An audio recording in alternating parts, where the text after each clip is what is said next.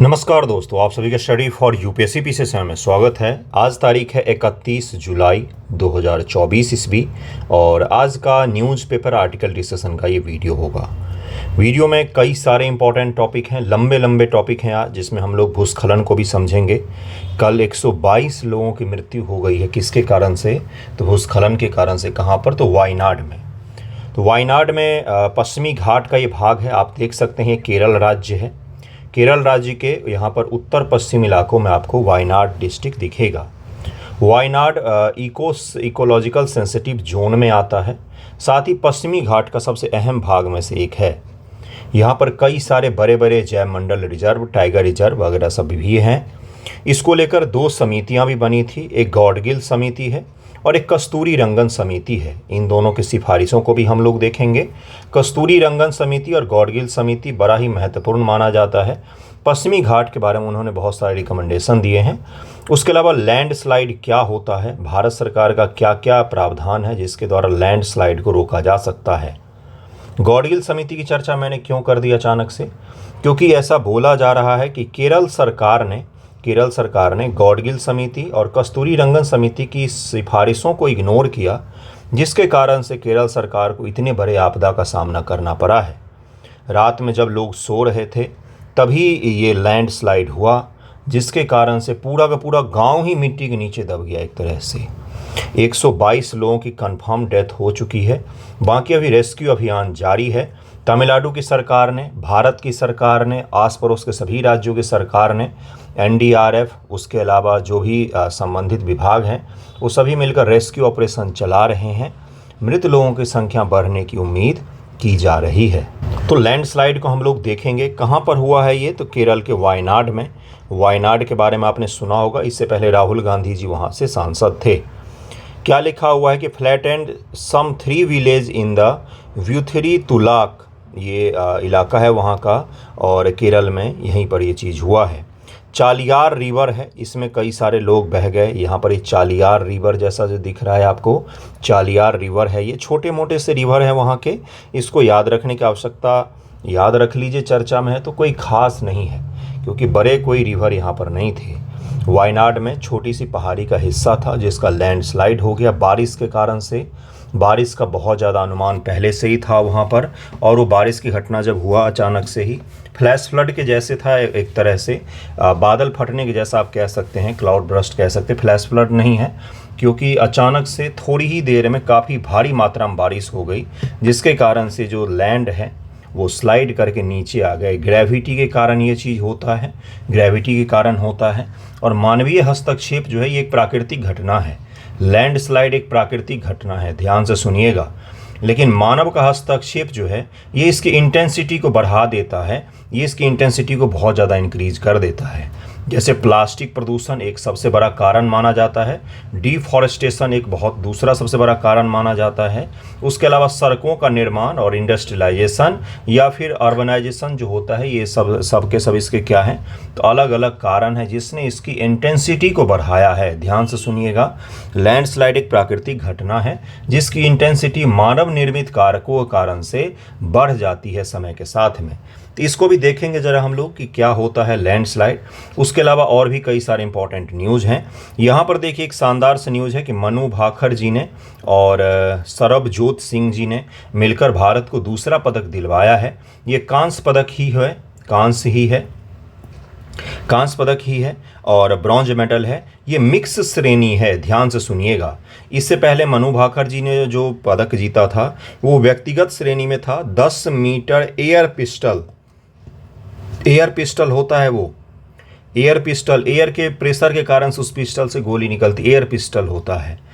10 metre air pistol में मनु भाकर जी को कांस्य मिला था। अब मिक्स श्रेणी में 10 मीटर एयर पिस्टल में इन्होंने सरबजोत सिंह जी के साथ में दूसरा पदक भारत को दिलवाया है। तो इसको भी ध्यान में रखिएगा। कहाँ पर? तो पेरिस ओलंपिक 2024 में पहला दूसरा दोनों मेडल इन्होंने ही दिलवाया। कौन? तो मनु भाकर और सरबजोत सिंह जी, और इससे पहले मनु भाकर ने दिलवाया था। तो ये हरियाणा से हैं, ये पंजाब से हैं, तो इनको भी ज़रा ध्यान में रखिएगा कहाँ से हैं। उसके अलावा एक और कल दुखद घटना हुई है कि बम्बई हावड़ा जो ट्रेन है मुंबई हावड़ा वो डिरेल हो गई। चलते चलते गाड़ियां पटरी से डिरेल हो जा रही है। कुछ तो कारण होगा कि जो इनकी इंटेंसिटी इतनी ज़्यादा बढ़ गई है, जगह जगह पर डिरेल हो रही है। क्या ये मैनमेड कारण हो सकता है? एक पक्ष इस पर भी सोचना चाहिए कि क्या मैनमेड कारण हो सकता है ऐसा कि इंसान कोई किसी तरह की साजिश वाजिश हो, या फिर ये रेलवे के ख़राब इंफ्रास्ट्रक्चर के कारण ही हो रहा है। और ख़राब इंफ्रास्ट्रक्चर के कारण हो रहा है तो कोई जिम्मेदारी क्यों नहीं ले रहा है, कोई कुछ बोल क्यों नहीं रहा है? लोग पे लोग मर रहे, 2 लोगों की डेथ कम होती है क्या? काफ़ी सारे लोग मर चुके हैं जून के बाद से अभी तक ट्रेन एक्सीडेंट में, लेकिन कोई जिम्मेदारी नहीं ले रहा है। उसके अलावा आज हम लोग एक बहुत ही बड़ा सा रिपोर्ट डिस्कस करने वाले हैं, जिसमें कई सारे संस्थाओं ने मिलकर रिपोर्ट जारी किया है। उसी रिपोर्ट से हम लोग लेक्चर की शुरुआत करेंगे। डिटेल आर्टिकल डिस्कशन जैसा होगा वो रिपोर्ट, उसके पश्चात और भी न्यूज़ को हम लोग डिस्कस करेंगे। तो चैनल पर नहीं तो सब्सक्राइब जरूर कर लीजिएगा और पढ़िएगा मन लगाकर। पढ़ने पर ही ध्यान केंद्रित कीजिए। बाकी दुनिया मोह माया है, रिजल्ट मिलेगा तभी सम्मान मिलेगा, नहीं तो उसके बिना नहीं मिलता है सम्मान। चलिए आगे बढ़ते हैं। देखिए, इस रिपोर्ट का नाम है state of food security and nutrition in the world 2024। बहुत ही ज़्यादा इंपॉर्टेंट रिपोर्ट है। आपके मेंस एग्जामिनेशन में ये पूछा जा सकता है कि हाल ही में जारी किया गया state of food security and nutrition in the world 2024 report क्या है, इसके संबंध में अपनी टिप्पणियाँ कीजिए। इस तरह से छोटा सवाल मैंने बनाया है, हो सकता है आज मैं आंसर राइटिंग में यही सवाल दे दूँ। मैं आपको क्या कह रहा हूँ कि ये जो टॉपिक है ये बीपीएससी मेंस के रिगार्डिंग और पीटी के रिगार्डिंग दोनों के लिए महत्वपूर्ण है ये, और साथ में इसका आप रेफरेंस के तौर पर उपयोग कर सकते हैं। आपके लिए क्या हो गया, रेफरेंस हो गया, जिसका आप अलग अलग जगहों पर उपयोग कर सकते हैं। आंसर राइटिंग को लेकर, अपना निबंध लेखन को लेकर, पीटी टेस्ट को लेकर अलग अलग ग्रुप चलता है। 71 BPSC answer writing, 70 BPSC answer writing. 70 के लिए कुछ ही दिनों के पश्चात GS1 शुरू करूँगा। जब शुरू करूँगा तो आपको बता दूंगा। और उसके अलावा निबंध लेखन को लेकर एक सेपरेट ग्रुप भी है, और आंसर राइटिंग के साथ भी आपको सैटरडे को निबंध मिलता है, तो आप उसमें भी जुड़ सकते हैं। जुड़ने के लिए आपको लिंक दे दिया जाता है डिस्क्रिप्शन में भी, कमेंट सेक्शन में भी। आप वहाँ पर मुझे मैसेज कीजिए, मैं आपको ऐड कर दूंगा। अगर आप लिखेंगे नहीं तो पढ़ने का कोई मतलब बनता नहीं है। कई सारे बच्चे बोलते हैं कि कोचिंग हमने ज्वाइन कर लिया, वहाँ पर लिखना सिखा देंगे। नहीं सिखा पाते हैं कोचिंग में, क्योंकि उनको सिलेबस पूरा करना होता है। मैं किसी कोचिंग को ख़राब नहीं कह रहा हूँ, लेकिन उनको सिलेबस पूरा करना होता है, इसलिए वो नहीं सिखवा पाते हैं। जितने बड़े कोचिंग इंस्टीट्यूट हैं, चाहे वो बीपीएससी का हो, पटना में हो, दिल्ली में हो, सबके स्टूडेंट हैं मेरे पास में, क्योंकि वो आंसर राइटिंग नहीं सीख पाते हैं, वहाँ पर नहीं सिखाया जाता है उनको। जो बहुत ब्रिलियंट स्टूडेंट होते हैं वो तो खुद ही सीख जाते हैं। बाकी जो लोग नहीं सीख पाते हैं उनको मैं सिखाता हूँ। अगर आप जुड़ेंगे तो सही रहेगा। कोचिंग आप कहीं पर भी कीजिए, लेकिन निबंध लेखन और आंसर राइटिंग पर पकड़ बनाइए।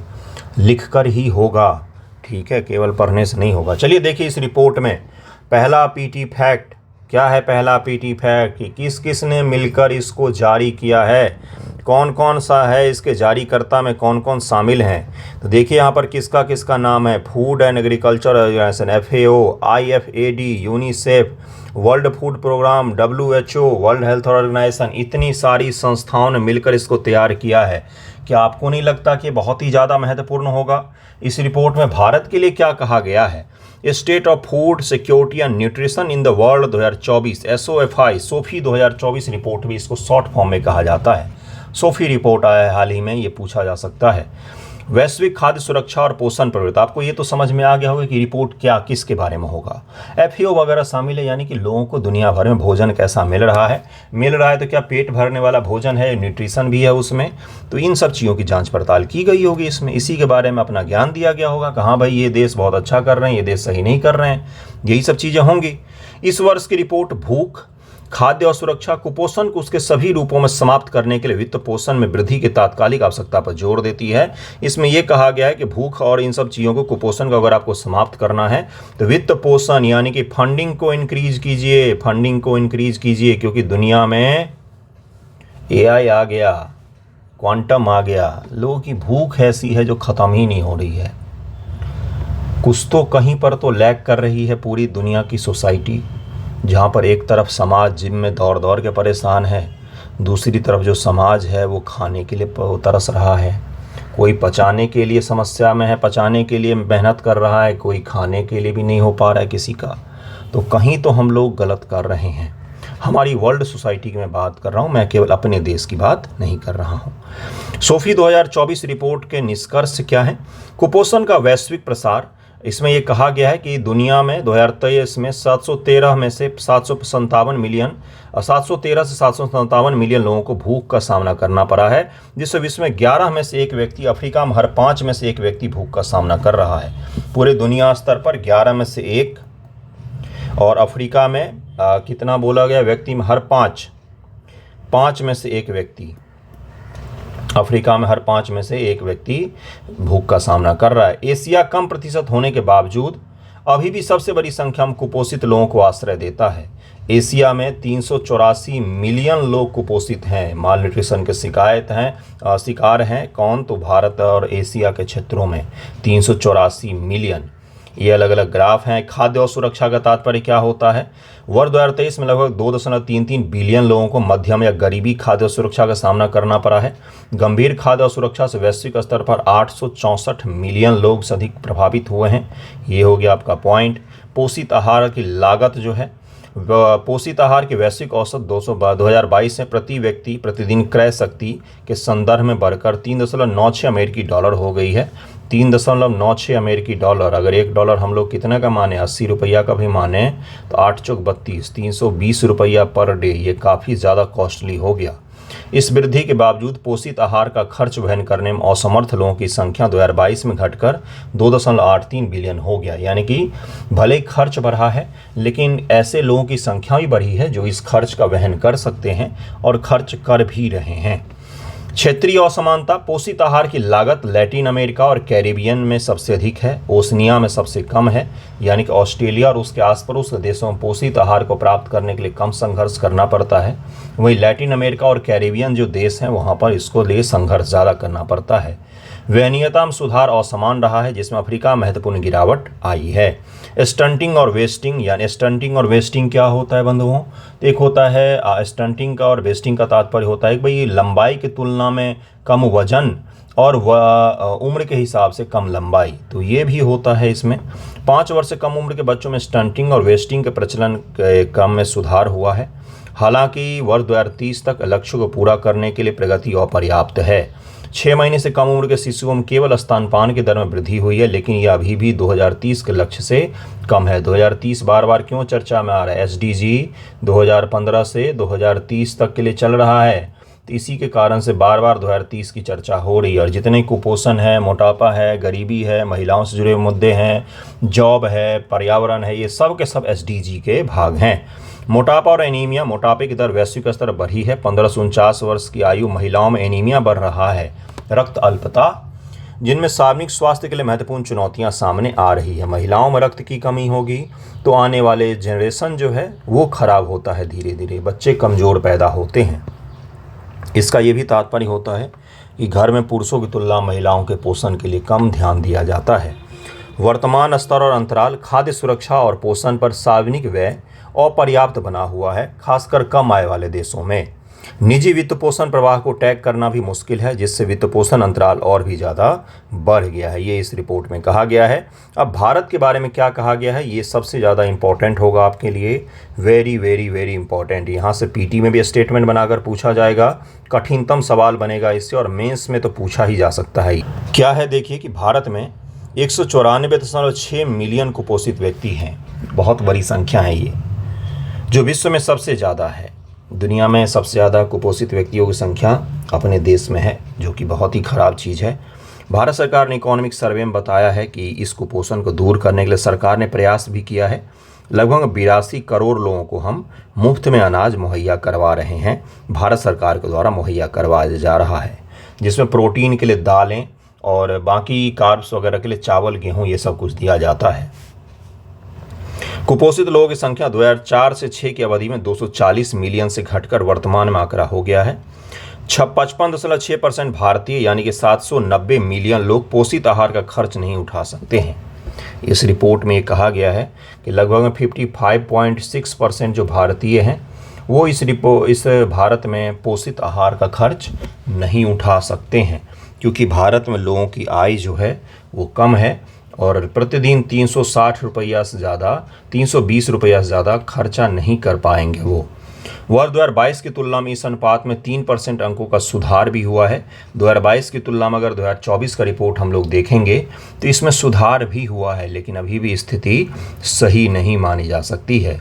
भारत की 13% जनसंख्या दीर्घकालिक कुपोषण से पीड़ित है, जो दीर्घकालिक खाद्य असुरक्षा का संकेत देता है। दीर्घकालिक मतलब लंबे समय से उनको पोषित भोजन नहीं मिल पा रहा है। GHI 2023 में भारत की 111वें स्थान पर है, जो खाद्य और सुरक्षा महत्वपूर्ण मुद्दों को उजागर करता है। दक्षिण एशिया में भारत सबसे अधिक कुपोषण वाले देशों में से एक है। 18.7% आबादी हमारी कुपोषित है। 5 वर्ष से कम आयु के बच्चों में स्टंटिंग 31% की दर भी काफ़ी ज़्यादा उच्च है। भारत में 100 बच्चों में से 31.7% बच्चे स्टंटिंग के शिकार होते हैं। भारत में जन्म लेने वाले 27.4% शिशुओं का वजन कम होता है, जो विश्व में सबसे अधिक है, जो मातृ कुपोषित को दर्शाता है। अभी मैंने ऊपर आपको समझाया कि एनीमिया का क्या होगा। एनीमिया के कारण से कहीं ना कहीं बच्चों के ऊपर में, बच्चों के जो जन्म होता है उस पर प्रभाव पड़ेगा, क्योंकि माता में अगर एनीमिया होगी, रक्त अल्पता होगी, आयरन की कमी होगी, सही भाषा में समझिए इस चीज़ को, तो उसके कारण से क्या होगा, तो बच्चे जो आने वाली जनरेशन है हमारी वो कमज़ोर हो जाएगा। इसीलिए कहा जाता है कि महिलाओं के स्वास्थ्य पर ही आने वाले जनरेशन का स्वास्थ्य निर्भर करता है। भारत में जन्म लेने वाले 27.4% शिशुओं का वजन कम होता है, ये बता दिया मैंने आपको। भारत में 53% महिलाएं एनीमिया से पीड़ित हैं, जो दक्षिण एशिया में सबसे अधिक है। 15 से 49 वर्ष की आयु की महिलाओं में एनीमिया का वैश्विक प्रसार बढ़ने की उम्मीद है, जिसका मुख्य कारण दक्षिण एशिया ही है। 5 वर्ष से कम उम्र के बच्चों में मोटापा की व्यापकता 2.8% है, जो वयस्कों में यह 7.3% हो गई है। भारतीय आबादी का एक बड़ा हिस्सा शारीरिक रूप से निष्क्रिय है, जो मोटापे में वृद्धि करता है। आप खुद को ही देख लीजिए, दिल्ली पटना आए होंगे तो आपका वजन निश्चित तौर पर बढ़ गया होगा, क्योंकि लाइफ स्टाइल में अंतर हो जाता है। शारीरिक निष्क्रियता, अब गांव घर में रहते हैं तो घर में ही इतना बड़ा होता है कि इधर से उधर जाने के लिए भी चलना पड़ता है। पीजी में आप एक छोटे से कमरे में रहते हैं, चलना फिरना 9 के बराबर में होता है। रूम से लाइब्रेरी, लाइब्रेरी से रूम, बैठ कर पढ़ते रहना है, खाकर बैठ जाना है। तो ये जो लाइफ स्टाइल है ये आप ही का नहीं है, जो काम करने वाले लोग हैं उनका भी है कि एक ही जगह पर बैठ के काम करना। और इस कारण से क्या हो गया है, शारीरिक निष्क्रियता बढ़ गई है, मोटापे में वृद्धि हो रही है। रिपोर्ट में एक ही जनसंख्या में कुपोषण और मोटापे की बढ़ती समस्या प्रकाश डाला गया है। यही तो मैंने आपको शुरुआत में बोला ना कि कुछ लोग पचाने के लिए भी जिम करते हैं, कुछ लोग खाने के लिए भी संघर्ष कर रहे हैं अपने देश में। तो ये किसको दिखाता है, तो जो अल्प आहार गुणवत्ता जैसे सामान्य कारकों से प्रेरित होता है।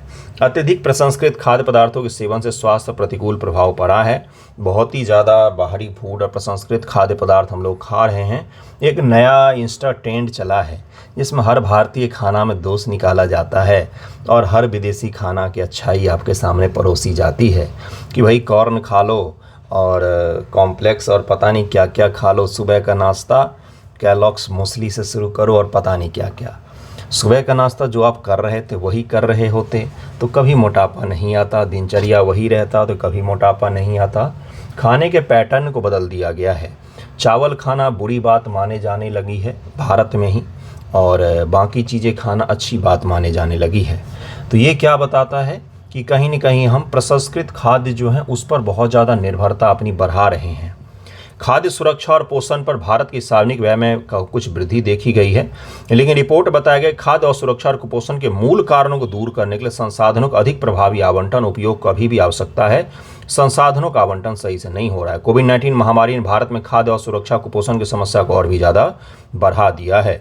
भारत में इससे संबंधित कौन कौन से पहल किए गए हैं? राष्ट्रीय खाद्य सुरक्षा अधिनियम 2013, राष्ट्रीय खाद्य प्रसंस्करण मिशन पोषण और समेकित बाल विकास योजना 1975 से ही चल रहा है। प्रधानमंत्री मातृ वंदना योजना, मध्याह्न भोजन कार्यक्रम, किशोरियों के लिए योजना, माँ का पूर्ण स्नेह माँ कार्यक्रम ही है ये। पोषण वाटिकाएं और अन्य कुछ भी नीतियां चलाई जा रही हैं कुपोषण को दूर करने के लिए। तो इस रिपोर्ट की इन सभी चीज़ों को ध्यान में रखिए। अब कुछ एक आध उपाय भी बता दिए गए हैं। उपाय कौन से हो सकते हैं? सार्वजनिक निवेश में वृद्धि कीजिए, निजी क्षेत्र को निवेश को बढ़ावा दीजिए, जलवायु अनुकूल कृषि को बढ़ावा देना चाहिए, संसाधनों का समुचित आवंटन होना चाहिए, कृषि खाद्य प्रणाली में सुधार होना चाहिए, व्यापक पोषण कार्यक्रम होना चाहिए जिसमें ज़्यादा से ज़्यादा लोगों को जोड़ सकें, कमज़ोर आबादी पर ध्यान देना चाहिए, महिलाएँ हो गई, बच्चे हो गए, कमज़ोर और कम कमाने वाले वर्ग हो गए। डेटा संग्रहण, निगरानी, रिपोर्टिंग का सुदृढ़ीकरण भी हमें करना करना पड़ेगा। तो ये सारा का सारा आपको ध्यान में रखना है। कुछ सिफारिशों को ध्यान में रखिएगा, भारत सरकार के पहल, भारत की स्थिति को ज़रूर ध्यान में रखिएगा, क्योंकि ये रिपोर्ट पूछा जा सकता है मेंस एग्जामिनेशन में। और चूंकि समस्याएं बताई गई है तो आपसे ये भी पूछा जा सकता है कि भाई साहब ये बताओ कि आप क्या समाधान ढूंढ सकते हैं। किताबी समाधान तो है ही, आपसे ही कोई पूछेगा आप क्या समाधान ढूंढोगे भारत में कुपोषण की समस्या का, सोचिएगा जरा। नेक्स्ट टॉपिक पर हम लोग चलते। अगला जो टॉपिक है वो है परख पहल। परख पहल भारत सरकार का एक पहल है, परख, ठीक है। परख क्या मतलब है भाई इसका? देश में जितने अलग अलग स्टेट बोर्ड हैं उन सभी का मूल्यांकन करती है भारत सरकार। देखिए यूनियन मिनिस्ट्री के द्वारा किया जाता है, यहाँ पर लिखा हुआ है, ध्यान से देखेंगे तो दिख जाएगा आपको। ये स्क्रीनशॉट मैं न्यूज़पेपर से लेता हूँ तो थोड़ा सा ब्लर दिख रहा होगा, लेकिन मैं पढ़ देता हूँ आपको। हाल ही में अलग अलग राज्यों, लगभग भारत के सभी राज्यों के स्टेट बोर्ड जो हैं उनके जो पैमाने हैं बच्चों को मापने के, बोर्ड का स्तर जो है, पढ़ाई का जो स्तर है, इन सभी को एक फॉर्मुलेट करने के लिए, एक इंटीग्रेट करके एक फार्मूला बनाने के लिए भारत सरकार ने एक शानदार सा पहल शुरू किया है। उसका नाम है परख। परख नाम है इसका, परख, ठीक है। इसमें क्या किया जाता है कि अलग अलग जो बोर्ड एग्जामिनेशन कंडक्ट हो रहे देश भर में, उनका स्तर देखा जाता है कि इजी है, हार्ड है, कठिन है, मॉडरेट है, किस लेवल का है, कौन से राज्य किस तरह के एग्ज़ाम को कंडक्ट करवा रहे हैं, क्या उनमें समन्वय हम हासिल कर सकते हैं, समन्वय बिठा सकते हैं, ताकि उनका मूल्यांकन सही तरीके से किया जा सके। इस रिपोर्ट में कुछ चीज़ों की बात भी की गई है, अलग अलग एग्ज़ाम की बात की गई है, सभी राज्यों की बात की गई है। परख पहल से भी ज़्यादा हमें परख पहल क्या है इस रिपोर्ट से भी ज़्यादा, क्योंकि रिपोर्ट तो हर साल ही आएगा, रिपोर्ट नहीं पूछा जाएगा आपसे कि किस राज्य का कठिन था, किस राज्य का आसान है। आपसे पूछा जाएगा परख पहल क्या है, किसके द्वारा शुरू किया गया है, क्या इसका पर्पस रहा है और क्या इसका उद्देश्य है। जैसे इस बार का इसका थीम क्या था, तो अगर आप देखेंगे इसने रिपोर्ट जो जारी किया है, latest report title establishing equivalence across board. जो अलग अलग राज्यों के बोर्ड चलते हैं, 10th का, 12th का जो स्कूल एग्जामिनेशन बोर्ड है, एक तो CBSE हो गया पूरे देश लेवल का, ICSE बोर्ड भी होता है देश लेवल का, लेकिन अलग अलग राज्यों के भी तो बोर्ड हैं। जैसे बिहार बोर्ड है, बिहार स्कूल एग्जामिनेशन बोर्ड है, जिससे हमने पढ़ा है, आप में से भी कुछ बच्चों ने पढ़ा होगा। और उसके अलावा हिमाचल बोर्ड है, यूपी बोर्ड है, कर्नाटका बोर्ड है, छत्तीसगढ़ बोर्ड है, महाराष्ट्र बोर्ड है। ये सभी राज्यों का अपने अपने बोर्ड एग्जामिनेशन भी होते हैं। इसलिए इसका थीम क्या रखा गया था, एस्टैब्लिशिंग इक्विवेलेंस अक्रॉस बोर्ड। सभी राज्यों के कठिनाई और आसान स्तर को मापते हुए एक पैमाना तैयार करना। जैसे आपने सुना होगा कि बिहार बोर्ड में तो इसका 70% आया है, वहीं यूपी बोर्ड में किसी बच्चे का 95% आता है, बिहार बोर्ड में अधिकांशतः नंबर कम उठ पाते हैं। तो इसके बीच में भारत सरकार ये कैसे तय करे कि बिहार बोर्ड का 70% यूपी बोर्ड के कितने परसेंट के बराबर में होगा। बिहार बोर्ड का 70% यूपी बोर्ड के 70% के बराबर ही है, या बिहार बोर्ड का 70 जो है यूपी के 80 के बराबर में है, ये कैसे निकाला जाए। तो इसी को लेकर परख पहल भारत सरकार ने एक शुरू किया है, क्योंकि न्यू एजुकेशन पॉलिसी में हमें लगभग में इक्विवेलेंस चाहिए होगा सभी के सभी बोर्डों के बीच में। तो हम सभी बोर्ड को बंद तो नहीं कर सकते हैं, क्योंकि ये उनका अधिकार है, वो अपने यहाँ पर कंडक्ट करवा सकते हैं बोर्ड एग्जामिनेशन, लेकिन हम उनमें एक समन्वय तो हासिल कर ही सकते हैं, उनको हम इक्विवेलेंस तो कर ही सकते हैं पूरे देश भर के स्तर को। इसी के लिए भारत सरकार ने परख पहल को शुरू किया है, और ये जो है ये NCERT की मदद से कंडक्ट करवाया जाता है। तो हम जरा इस पहल के बारे में डिटेल में समझते हैं कि क्या है ये पहल, कब शुरू किया गया था, क्या इसके उद्देश्य हैं, किस प्रकार से इसको कंडक्ट करवाया जाता है। ओके, देखिए क्या है परख पहल। परख को राष्ट्रीय शिक्षा नीति 2020 के, राष्ट्रीय शिक्षा नीति जो हमारा 2020 है उसके कार्यान्वयन के भाग के रूप में लॉन्च किया गया था। 2020 के कार्यान्वयन के भाग के रूप में लॉन्च किया गया था, जिसमें नए मूल्यांकन पैटर्न व नवीनतम शोध के बारे में स्कूल बोर्ड को सलाह देने, उनके बीच सहयोग को बढ़ावा देने के लिए मानक निर्धारण निकाय की परिकल्पना की गई थी। वही अभी मैंने बताया, इसका थीम भी वही रखा गया है, स्टेबिलिस इक्विवेलेंस करके रखा गया है ना अभी, तो वो इसीलिए रखा गया कि ताकि सभी बोर्डों के बीच में एक हम समन्वय कायम कर सकें। यह NCERT के एक भाग के रूप में कार्य करेगा, इसको जरूर ध्यान में रखिएगा। NCERT जो है, NCERT इसी के भाग के रूप में काम करेगा। इसे नेशनल अचीवमेंट सर्वे NAS व स्टेट अचीवमेंट सर्वे SAS जैसे समय समय पर लर्निंग आउटकम टेस्ट आयोजित करने का भी काम सौंपा गया है, कि लर्निंग आउटकम क्या हो रहा है इसको टेस्ट के माध्यम से कंडक्ट करवाकर जानकारी हासिल कर सकेगा।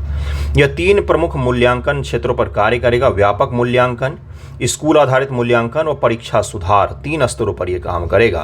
तीनों ध्यान में रखना है गुरु, ये पूछा जाएगा स्टेटमेंट बनाकर, क्योंकि ये बहुत ही बड़े स्तर पर इसको इम्प्लीमेंट किया जा रहा है और पहली बार ऐसा हो रहा है। उद्देश्य क्या है? समान मानदंड और दिशा निर्देश को डेवलप करना, मूल्यांकन पैटर्न में सुधार करना, मूल्यांकन में असमानता को कम करना। अभी जो मैंने आपको समझाया ना कि यह राज्य और केंद्रीय बोर्ड में एकरूपता लाएगा और राज्य और राज्यों के बीच में भी एकरूपता लाएगा। अभी जो आप सुनते हैं कि सीबीएसई के मैक्सिमम बच्चे हाई मार्क्स के कारण अब 99.9% मार्क्स उनको मिल जाते हैं। हिंदी में उनको 100 मार्क्स मिल जाते हैं, संगीत में उनको 100 मार्क्स मिल जाते। कैसे दे देते हो यार 100 का 100? तो लता मंगेशकर जी भी गाएंगी तो उनमें भी थोड़ा सा हो सकता है, संगीत के ज्ञान में उनको भी 99 मिले। ठीक है, जो है वो है। तो सीबीएसई में इतने मार्क्स आ जाते, बिहार बोर्ड में मार्क्स कम आते हैं, पता चलता है उनको एडमिशन ही नहीं मिल पाता है। अब तो कॉमन यूनिवर्सिटी इंट्रेंस टेस्ट भी कर दिया गया है, लेकिन हमारे ज़माने में तो कुछ नहीं था। तो ये सब जो दिक्कत अभी भी बना हुआ है कि सीबीएसई के मार्क्स पैटर्न, राज्यों का मार्क्स पैटर्न में कोई समन्वय दिखता ही नहीं है। इस समन्वय को कायम करने के लिए भारत सरकार ने सोचा एक पहल, उसका नाम रख दिया परख पहल। याद ही हो गया होगा आपको क्या है ये, अब तो सोच कर भी लिख देंगे आप।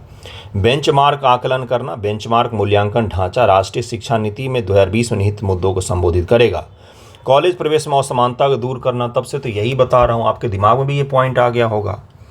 अभिनव मूल्यांकन करना, समग्र दृष्टिकोण लाना, ये सभी के सभी काम किए जाएंगे। प्रगतिशील बदलाव करना, ये इसका मुख्य कार्य होगा।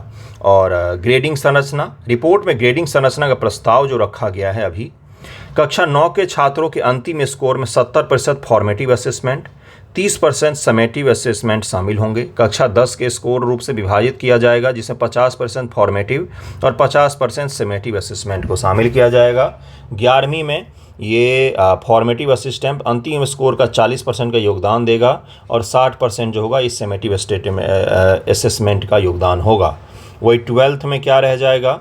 फॉर्मेटिव असेसमेंट का योगदान 30% रहेगा और 70% स्कोर समेटिव असेसमेंट का रहेगा। फॉर्मेटिव और ये समेटिव असेसमेंट क्या होता है, इसको भी ज़रा समझ लीजिए। देखिए, समेटिव असेसमेंट क्या हो गया कि ये एग्ज़ाम जब आपने पूरा क्लास कर लिया, सब कुछ कर लिया, अंत में जो एग्ज़ाम होता है उसको कहा जाता है, सामान्य भाषा में अगर मैं समझाऊँ आपको तो समेटिव असेसमेंट उसी का मतलब, यानी कि फाइनल रिजल्ट पर हम लोग ध्यान देते हैं।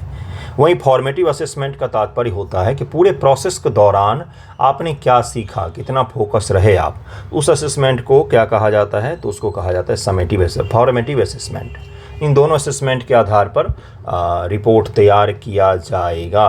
हो सकता है आने वाले समय में आपको आमूलचूल परिवर्तन इसमें दिखे, तो वो भी आपको देखने को मिल सकता है। इंडियन एक्सप्रेस की रिपोर्ट में सब चीज़ था, तो वहाँ से मैंने करवाया है। नेक्स्ट टॉपिक पर हम लोग चलते हैं। अगला टॉपिक देखिए क्या है, लैंडस्लाइड को पढ़ते हैं, फिर गॉडगिल और जो कस्तूरी रंगन समिति है उसके बारे में भी थोड़ा सा पढ़ते हैं। ओके, भूस्खलन क्या होता है? भूस्खलन एक भूवैज्ञानिक घटना है जिसमें सैल, मिट्टी, मलबे जो होते हैं ये भाग नीचे खिसक कर आ जाते हैं ग्रेविटी के कारण से, गुरुत्व के कारण से। यह संचलन छोटे और स्थानीय बदलाव से लेकर बड़े विनाशकारी घटनाओं तक हो सकते हैं। जैसे अभी केरल में जो हुआ है, बहुत ही बड़ा घटना है, 120 से ज़्यादा लोगों की हो चुकी है अभी तक, अभी भी खोज जारी ही है। कई सारे लोग मलबे में दबे हो सकते हैं। पूरा गांव डूब गया, पूरा गांव दब गया यार, समझो आप थोड़ा सा।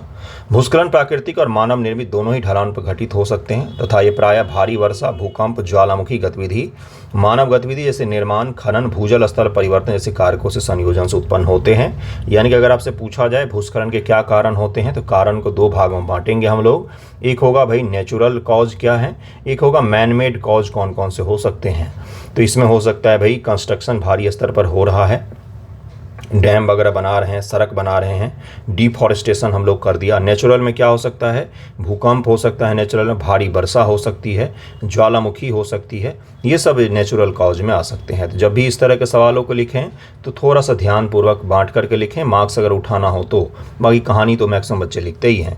भूस्खलन उनकी गति को संचलन विशेषता के आधार पर कई प्रकार वर्गीकृत किया जाता है। स्खलन या स्लाइड ये किसी विखंडित सतह या दुर्बल क्षेत्र या मिट्टी या सैल का संचलन है। इन्हें आगे रोटेशनल स्लाइड जहां विखंडित सतह घुमावदार होती है और ट्रांसलेशनल स्लाइड जहां विखंडित सतह रेखीय होती है विभाजित किया जा सकता है। अलग अलग तरीके से जब स्लाइड होता है तो उसी को अलग अलग तरीके से इन्होंने डिवाइड किया हुआ है। याद रखेंगे तो भी सही है, नहीं याद रखेंगे तो भी इसमें कोई खास दिक्कत नहीं है। प्रवाह या फ्लो ये मिट्टी या सैल के ऐसे संचलन हैं जिससे बड़ी मात्रा में जल भी शामिल होता है। इसे द्रव्यमान को तरल पदार्थ के तरह प्रवाहित करता है। इनमें शामिल सामग्री की गति के दर का आधार मृदा प्रवाह, मलबा, पंख प्रवाह, ये सब चीज़ें होती है। केदारनाथ में आपने सुना था कि भीषण आपदा जो आई थी 2013 ईस्वी में, उसमें क्या हुआ था? पंख का ही प्रवाह हुआ था। पंख का मतलब होता है कीचड़, कीचड़ का ही प्रवाह हुआ था। बहुत ही भारी स्तर पर पत्थर, कीचड़ और मिट्टी मिलकर आ गए थे। यहाँ पर मिट्टी आई है केवल नीचे, तो ऊपर वाला होगा। मिट्टी के साथ सब कुछ मिलकर आ जाएगा तो नीचे वाला हो जाएगा। अगला क्या है? फैलाव या स्प्रेड। मिट्टी या सैल के ऐसे संचलन जिनमें पार्श्व विस्तार और द्रव्यमान का टूटना शामिल होता है, आमतौर पर सामग्री के द्रवीकरण या प्लास्टिक विरूपण के कारण घटित होते हैं। ये अग्रपात या टॉपल्स, ये मिट्टी या सैल के ऐसे संचलन है जिसमें ऊर्ध्वाधर या निकट ऊर्ध्वाधर भृगु या ढलान से द्रव्यमान की आगे की ओर घूमना, मुक्त रूप से गिरना शामिल होता है। किसी ढलान से कोई बड़ा सा पत्थर लुढ़क कर नीचे आ जाए तो वो भी एक तरीके से हो सकता है। प्रपात या फौद या मिट्टी या सैलों के ऐसे संचलन है जिसमें खड़ी ढलान या भृगु से अलग हो जाते हैं, मुक्त रूप से गिरते हैं और लुढ़कते हुए आगे बढ़ जाते हैं। हिमालयी क्षेत्रों में आप देखेंगे इस तरह की घटना देखी जाती है सामान्य तौर पर कि सड़क पर क्या हुआ, पहाड़ आधा से ज़्यादा नीचे आ गया टूटकर। तो ये हिमालय में आपको देखने को मिल सकता है। भूस्खलन के खतरे को कम करने के लिए सरकार ने कौन कौन सी पहल की है? तो राष्ट्रीय भूस्खलन जोखिम प्रबंधन रणनीति 2019 बनाया था सरकार ने, जिसमें भूस्खलन को कम करने के लिए काम किया जा सकता है। साथ ही लैंडस्लाइड को लेकर मैपिंग भी की जा रही है इसरो के द्वारा। लैंडस्लाइड प्रोन एरिया जो होते हैं उनकी पहचान की जा रही है। यहाँ पर लैंडस्लाइड के बहुत ज़्यादा खतरा उत्पन्न हो सकते हैं भविष्य में, और उन जगहों से मानवों को दूर किया जा रहा है। भूस्खलन जोखिम शमन योजना भारत सरकार चला रही है, जिसमें पूर्व चेतावनी प्रणाली भी जगह जगह पर लगा रही है। सिक्किम की गवर्नमेंट ने अपने यहाँ पर पूर्व चेतावनी प्रणाली को इम्प्लीमेंट किया था। बाढ़ जोखिम न्यूनीकरण योजना भी सरकार ने चलाया। भूस्खलन और हिमस्खलन से राष्ट्रीय दिशा निर्देश भी तैयार किया है, जिसमें क्या क्या करना चाहिए इन सभी चीज़ों के बारे में SOPs डिसाइड किए गए हैं। लैंडस्लाइड एटलस ऑफ इंडिया भी तैयार किया जा रहा है। इसरो इसमें सबसे बड़ा योगदान करता है। Landslide Atlas of India, landslide Atlas क्या होगा? एक ऐसा मैप जिस पर उन एरिया को दिखाया जाएगा, हाईलाइट किया जाए जहां पर लैंडस्लाइड हो सकते हैं। ये सारे के सारे काम भारत सरकार के द्वारा किया जा रहा है। और यहाँ पर गॉडगिल समिति की चर्चा बहुत ज़्यादा हो रही है, न्यूज़पेपर में भी है। आज के न्यूज़पेपर में ही गॉडगिल समिति की बात है, तो ज़रा देखते हैं क्या है। गॉडगिल समिति के प्रमुख अनुशंसाएं निम्नलिखित है। इस पूरे क्षेत्र में अनुवांशिक रूप से संशोधित खेती पर प्रतिबंध लगना चाहिए। पश्चिमी घाट के बारे में ये कह रहे हैं, वेस्टर्न घाट के बारे में कह रहे हैं, ये वेस्टर्न घाट के बारे में कह रहे हैं। प्लीज़ इसको याद रखिएगा। पूरे क्षेत्र अनुवांशिक रूप से संशोधित, यानी कि जो यहाँ के प्राकृतिक पेड़ पौधे हैं, प्राकृतिक उत्पाद हैं, उनके अलावा किसी भी जेनेटिकली मॉडिफाइड चीज़ों को आपको नहीं लाना चाहिए। हद से ज़्यादा सेंसिटिव क्षेत्र होता है जहाँ पर वन होते हैं, पहाड़ होते हैं, सारे के सारे। जब आप वहाँ पर, जैसे हिमालय में जब भूस्खलन होता है या आग लगती है, उसके पीछे चीड़ के पेड़ को बहुत ज़्यादा योगदान माना जाता है। चीड़ का पेड़, क्योंकि अंग्रेज़ों ने इसको लगाया है, बहुत ज़्यादा स्लिपरी होता है, जड़ भी इसके कमज़ोर होते हैं, मिट्टी को बांध कर नहीं रख सकता। वहीं अंग्रेज़ों ने हिमालय की जो स्थानिक प्रजाति थी उनको काट कर एक्सपोर्ट कर दिया और चीड़ के पेड़ लगा दिए, जिसके कारण से आज हमें आपदा देखने को मिल रहा है। 3 साल में प्लास्टिक बैग का चरणबद्ध निपटान होना चाहिए। प्लास्टिक का क्यों निपटान करना है? क्योंकि प्लास्टिक आप फेंकते हैं, फिर उसके ऊपर में क्या होता है, क्या होगा? मिट्टी को कमज़ोर कर देता है प्लास्टिक।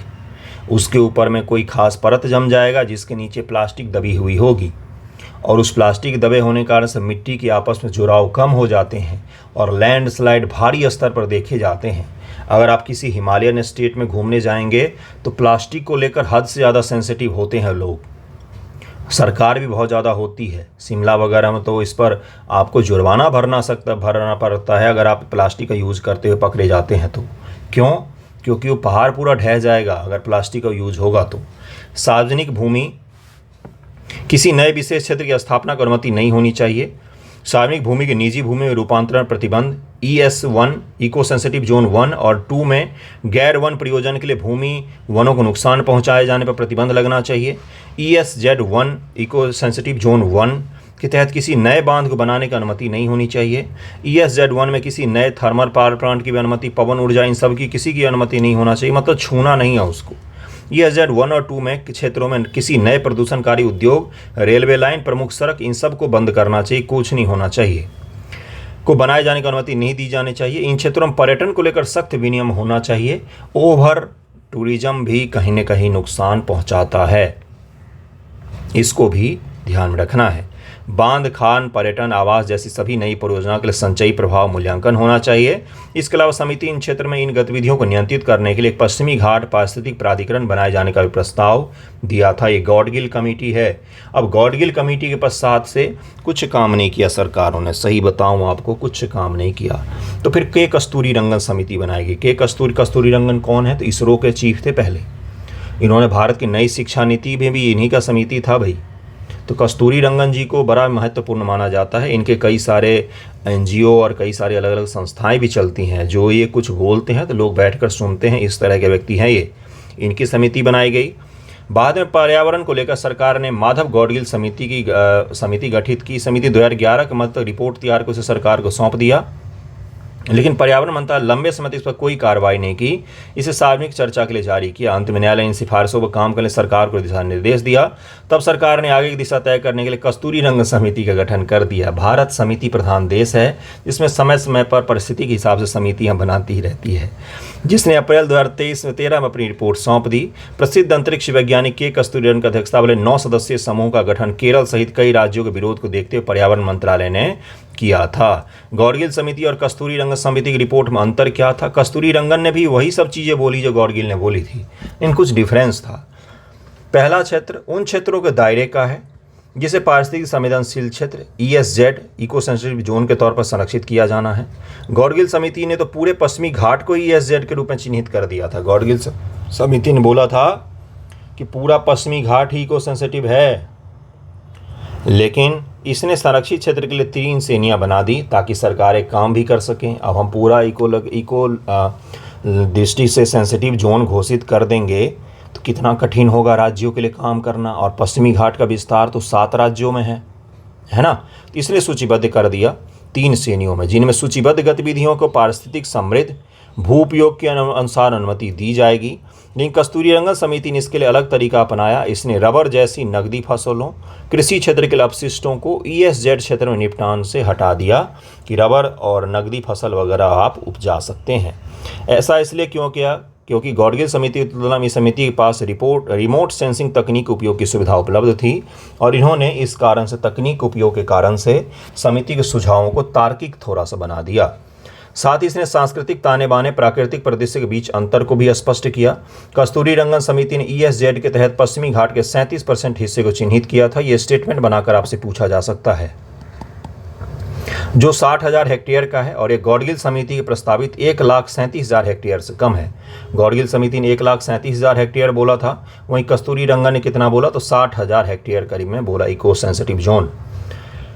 संरक्षित क्षेत्र में चलाई जाने वाली गतिविधि की अनुमति की सूची दोनों के बीच में अंतर का दूसरा बिंदु था। इस मामले में गॉडगिल समिति की सिफारिश काफ़ी व्यापक है, जिसमें कृषि क्षेत्रों में कीटनाशक, जीन समन्वित बीजों के उपयोग प्रतिबंध को लेकर पनबिजली और इन सभी चीज़ों पर रोक लगाया गया था। लेकिन कस्तूरी रंगन समिति ने इस सूची को अधिक महत्व नहीं दिया था। उन्होंने इसमें कोई खास महत्व नहीं दिया। उन्होंने बोला कि ये सब चीज़ें चल भी सकती है, अगर आप छोटा मोटा प्रोडक्ट लगाते हैं, आप छोटा मोटा सड़क बनाते हैं, तो कोई खास नुकसान नहीं होगा, क्योंकि सरकार को काम भी तो करना है। इतना सारा मैं क्यों पढ़ा रहा हूँ? क्योंकि ये पूछा जाएगा ना आपसे। अगर आपने दोनों समिति के 4-4 पॉइंट भी अपने आंसर में डाल दिए, जो बहुत कम बच्चे डाल पाएंगे, तो आपका आंसर सबसे ज़्यादा मार्क्स उठा सकता है। अगर आपने PT एग्जामिनेशन में कस्तूरी रंगन समिति की सिफारिशों के बारे में आपसे पूछा जाता है, या गॉडगिल समिति की सिफारिशों के बारे में पूछा जाता है, तो वहाँ पर आप इसको आसानी से हल कर लेंगे। मुझे भी पता है इतने लंबे चौड़े टॉपिक नहीं कोई पढ़ना चाहता है, लेकिन पढ़ाऊँगा तभी तो सीखेंगे आप। पढ़िए इसको, इम्पोर्टेंट है आपके लिए। कैसे समझाऊँ? जब परीक्षा में आ जाएगा तब तो बहुत लोग पढ़ाएंगे। पहले मैं पढ़ा रहा हूँ ताकि परीक्षा में आए तो कुछ कर सकें आप। उससे पहले ही संरक्षित श्रेणी से भूमि के काफ़ी बड़े हिस्से को हटा दिया। किसने? कस्तूरी रंगन ने। इसने ESZ में बड़ी परियोजना और पर्यावरण को नुकसान पहुँचाने वाली गतिविधियों पर प्रतिबंध लगाने का प्रावधान किया। इसमें सभी प्रकार के खनन, उत्खनन, लाल श्रेणी रेड कैटेगरी वाले उद्योग, जिसमें तापीय विद्युत संयंत्र भी शामिल है, के अलावा 20,000 वर्ग मीटर क्षेत्र के सभी बड़ी इमारतों के निर्माण पर पूरी तरह प्रतिबंध लगाने की बात कही गई थी। इस रिपोर्ट में कस्तूरी रंगन समिति में कहा गया पनबिजली परियोजना के बारे में भी समिति ने नदियों में पर्याप्त जल प्रवाह और परियोजना मंत्रालय की कठिन शर्तें तय की। असहमति का तीसरा बिंदु शासन के ढांचे पर है। गौडगिल समिति ने एक राष्ट्रीय प्राधिकरण की सिफारिश की जिसमें राज्य और जिला स्तर पर भी प्रतिनिधि हो। वहीं कस्तूरीरंगन समिति ने पर्यावरण मंजूरी के वर्तमान ढांचे को ही मजबूत करने के लिए कहा। तो गौडगिल समिति आपको ज़्यादा क्रांतिकारी दिखती है, बहुत ज़्यादा कठोर शर्तें नियम है। के कस्तूरीरंगन उससे थोड़ा सा कम दिखता है। ठीक है। पर्यावरण मंत्रालय ने कस्तूरीरंगन समिति की कुछ सिफारिश स्वीकार कर ली। पश्चिमी घाट में प्रेरणास्पद हरित समृद्धि के लिए वित्तीय व्यवस्था, निर्णय लेने में स्थानीय समुदाय की सहभागिता और संलग्नता, पश्चिमी घाट के लिए डेटा निगरानी केंद्रों का स्थापना, ये सब कुछ किया गया। अंत में क्या तय किया गया? पिछले साल पर्यावरण मंत्रालय ने पश्चिमी घाट में ESA के रूप में 56,285 वर्ग किलोमीटर क्षेत्र को अधिसूचित किया है, जबकि कस्तूरीरंगन समिति ने बोला था 59,940 वर्ग किलोमीटर। तो उससे थोड़ा सा ही कम है, लेकिन ठीक है, इतना भी अगर आपने कर दिया तो ठीक है और सही है। सरकार अब काम कर रही है। केरल सरकार जो है वो भी कई सारे प्रोजेक्ट को लेकर घिरी हुई है। जैसे केरल सरकार ने एक प्रोजेक्ट रखा था जिसमें केरल के नॉर्थ को साउथ तक रेल से जोड़ना था। केरल का अपना छोटा सा रेल, जैसे दिल्ली मेट्रो है, उसी प्रकार का कुछ उसी प्रकार का, उसको लेकर ही बहुत ज़्यादा प्रतिक्रिया सामने आ रही है, क्योंकि पर्यावरण को गंभीर रूप से नुकसान पहुंचाएगा वो। अब देखिए क्या होता है आगे। अगला पोंगैंग्सो झील है, इस पर क्या हुआ है? इस पोंगैंग्सो पूरे झील के ऊपर में चीन ने ब्रिज बना लिया है और हम कुछ नहीं कर पाए हैं। और ब्रिज बनाकर उसने युद्ध की भयानक तैयारी कर ली है। सैटेलाइट डेटा और अलग अलग जगहों से जो न्यूज़ आ रहा है वो सही नहीं है। सदन में भी ये चर्चा का विषय बना हुआ है। नेता प्रतिपक्ष सहित कई पार्टियों के नेता इस सवाल को उठा रहे हैं कि भारत सरकार क्यों आंख मूंद के बैठी हुई है जब पोंगैंग्सो झील पर चीन क्या कर रहा है? ब्रिज बना रहा है। लद्दाखी भाषा में पेंगोंग का अर्थ होता है समीपात और तिब्बती भाषा में त्योसो का अर्थ होता है झील। पोंगैंग्सो लद्दाख में 14,000 फुट से अधिक ऊंचाई पर स्थित लंबी, संकरी, गहरी, एडोफिरिक लैंडलॉक झील है, ऐसी है। ठीक है। अब इसका अधिकांश भाग चीन में है। चीन ने कुछ और हिस्सा हड़प लिया। हमारे पास बहुत छोटा सा भाग है। अगर आपने 3 इडियट मूवी देखा होगा तो वहीं पर शूटिंग हुई थी। पोंगैंग्सो का पश्चिमी छोर लेह के दक्षिण पूर्व में 54 किलोमीटर दूर स्थित है। 135 किलोमीटर लंबी है। ये आप खुद समझ जाइए, 135 किलोमीटर लंबी है। यह झील बूमेरांग के आकार में 604 वर्ग किलोमीटर फैली हुई है। अपने सबसे विस्तारित बिंदु पर यह 6 किलोमीटर चौड़ी है। चौड़ाई इसकी कम है। सबसे ज़्यादा जहाँ चौड़ी है वहाँ पर 6 किलोमीटर के करीब में चौड़ी है। ये खारे पानी की यह झील है। शीत ऋतु में जम जाती है। आइस स्केटिंग और पोलो के लिए उत्तम स्थान है। इसका जल खारा होने के कारण इसे मछली या अन्य कोई जलीय जीव नहीं है, परंतु ये कई प्रवासी पक्षियों के लिए प्रजनन का केंद्र है। इस झील का 45 किलोमीटर क्षेत्र भारत में है, जबकि 90 किलोमीटर का क्षेत्र चीन का नियंत्रण में पड़ता है। अब ये 90 नहीं 120 किलोमीटर लोग मान रहे हैं, क्योंकि चीन ने और भी कई सारे हिस्सों पर कब्जा कर लिया। हमारे पास बस नाम मात्र का ये बचा हुआ है। 19वीं शताब्दी के मध्य में यह झील जॉनसन रेखा के दक्षिणी छोर पर स्थित थी। जॉनसन रेखा अक्साई चीन क्षेत्र में भारत और चीन के बीच सीमा निर्धारण का एक प्रारंभिक प्रयास था। जॉनसन रेखा भी ध्यान में रखिएगा। आज का न्यूज़पेपर डिस्कशन यहीं पर समाप्त होता है। पढ़िए और कोई चारा नहीं है आपके पास में। अच्छे से पढ़िए, एग्ज़ाम निकालिए, अच्छे जीवन की ओर बढ़ जाइए। मत फंसे रहिए इन सब चक्करों में एग्ज़ाम के। जितनी जल्दी रिजल्ट ले लेंगे जीवन उतना ही अच्छा रहेगा। कुछ सालों के पश्चात फ्रस्ट्रेशन हावी होने लग जाता है, जिसमें आपकी पढ़ाई और प्रोडक्टिविटी बिल्कुल ही गिर जाएगी। आप पढ़ ही नहीं पाएंगे, यह फ्रस्ट्रेशन हावी होगा। शुरुआत के जो 1-2 साल होते हैं उसमें अगर आपने निकाल लिया तो अधिकांशतः चांस होता है कि आपका निकल जाएगा, नहीं तो आप स्ट्रक हो जाते हैं इस प्रोसेस में। तो इसका ध्यान में रखिएगा। थैंक यू सो मच आप सभी का।